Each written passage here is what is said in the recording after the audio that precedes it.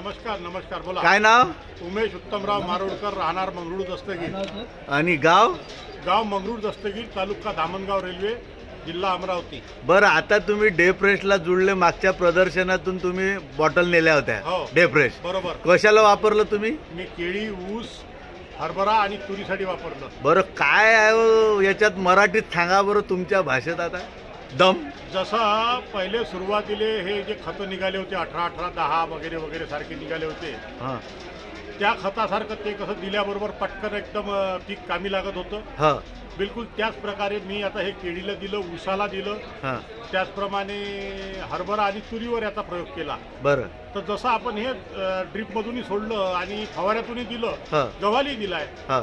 तर याची गव्हाची उंडी वगैरे सर्व तर एक सवय दिडीचा फायदा आहे बरं. दिल्याबरोबर. हां. जसं आपण म्हणतो ना गावरानी भाषेत, काय एकदम दिलं का गपकन कामी लागते, असा ह्या औषधाचा खेळ आहे. अच्छा. मी हा माझा अनुभव सांगून राहिलो. बर बर बर. म्हणजे आताही मी एक म्हणजे आता तुम्ही घ्यायला दाखवा ना. हां, पिशवी दाखवा. स्वतः आले तुम्ही.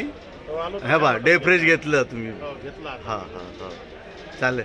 म्हणजे कमी खर्चात शेती नक्की होईल साहेब, जे बोलल्याप्रमाणे. सध्या तरी जे शेतीत आपल्या खत पडून आहेत, हां, हे खत हे दिल्याबरोबर कामी लागतात.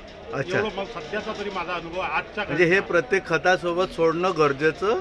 मी पाण्यासोबत सोडलं. मी खतासोबत सोडलं, मी पाण्यासोबत सोडलं त्याला. अच्छा अच्छा अच्छा. पाण्यासोबत आणि वेस्ट डिकम्पोजर, हां, असे जे माझे स्वतःचे शेतातले घटक आहेत जे स्वतः बनवतो, त्याच्यासोबत मी याचा वापर केला आणि फवाऱ्यात कोरा केला.